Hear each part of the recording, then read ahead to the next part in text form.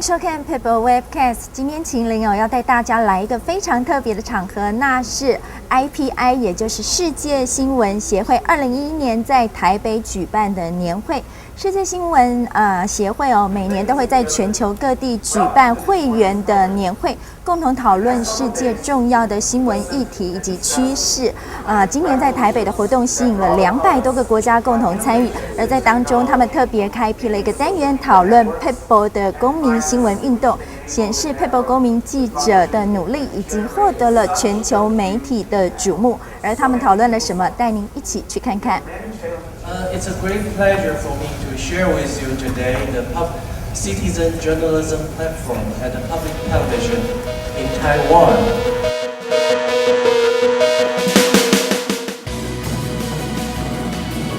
积极主动从事报道的公民记者 PeoPo 这个由公视原创的公民新闻平台，4年多的表现吸引国际新闻协会成员的瞩目，在2011年会上聚焦 PeoPo运作的经验。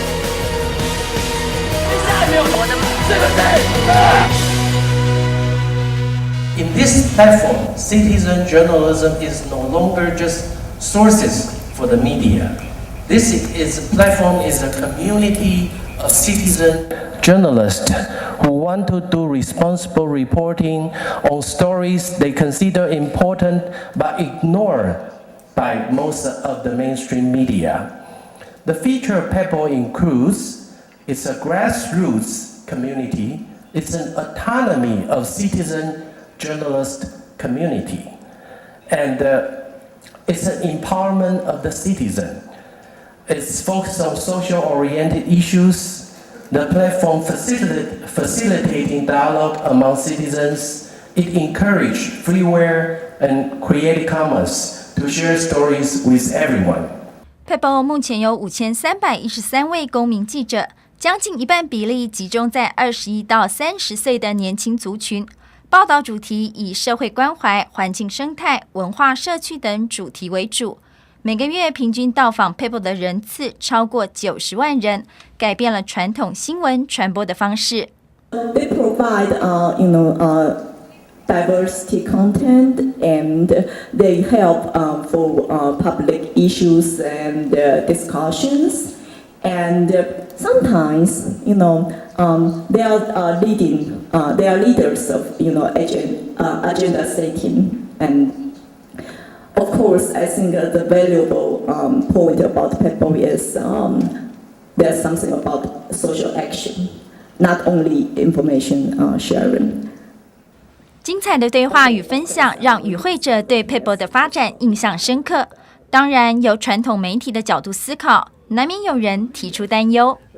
Do you evaluate the results launching the project of citizen journalism? There will be some changes of level of credibility of medias in Taiwan at all. It is going on in the progress. Do you have some figures, some researches about those changes in credibility level?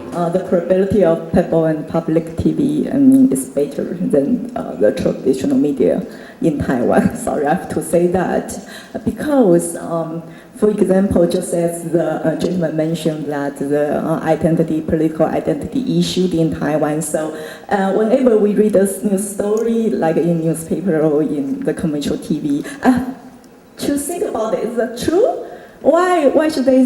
Why would they say that? But for PeoPo, for the stories from the citizen reporters, yeah, I believe that's true because they cover the stories of their community, of their neighborhood, and for some stories like in the natural disaster, yeah, their news are better and faster than traditional media.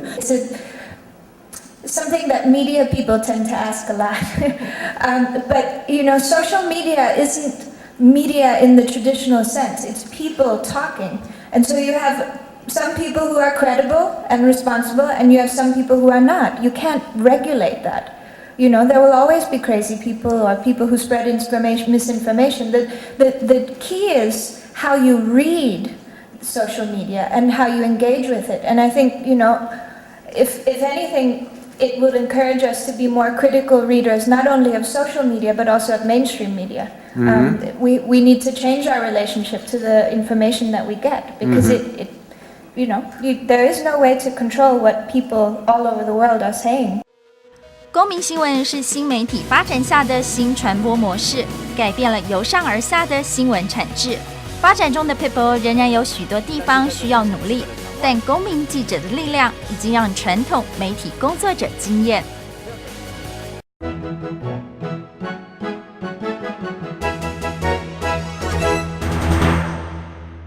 Hello, people. I am at the IPI World Congress, and I just told the audience that what you're doing is amazing, and that I think it's part of the future of how news organizations should think about not only gathering information, but also how they tell stories and how they interact with their audience. I think that news organizations that don't engage with citizen journalists in a serious manner will have big problems surviving in the digital age. So I think PeoPo and citizen journalism in many different countries is a pioneer. It's part of the future, and I think it will only grow more and more important, and it's going to be built on the work of volunteers like you. So do you have any suggestion if the CJ work hard for their reporting, but someone doubting his report, how should he think about it? Well, I mean, I used to blog a lot as well, and I know how frustrating it is when you don't get a lot of readers instantly. I think the thing is, you never know when you're going to have a big story. You need to be practicing, and you need to be writing regularly, and then one moment you'll find something, you'll see a story, or you'll see some injustice that happens in front of you, and then you will know how to deal with that situation. So it's part of learning a language and a new form of communication, and persisting with it, persisting with your opinion that you have something important to say, and believing that you have something important to say. And I think, not everything is going to be equally important to everybody, but this is the new information sphere.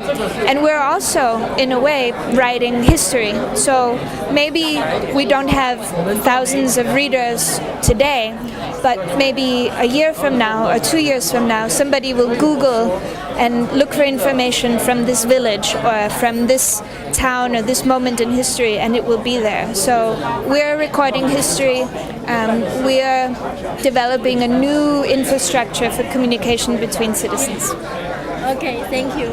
刚刚听到了，在整个议程当中，与会的新闻专业者，他们对于公民新闻有许多的讨论跟质疑。当然，很多人都还是会从公民报道可信吗？他如何去平衡报道来思考这件公民新闻的发展？但是我们也看到了，公民新闻在台湾的发展已经成为一股不能忽视的力量。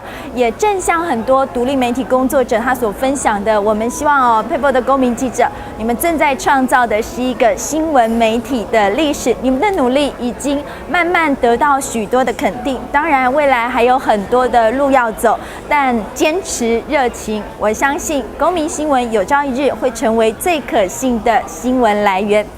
大家继续加油！PeoPo Webcast 秦林在 IPI 为您所做的报道。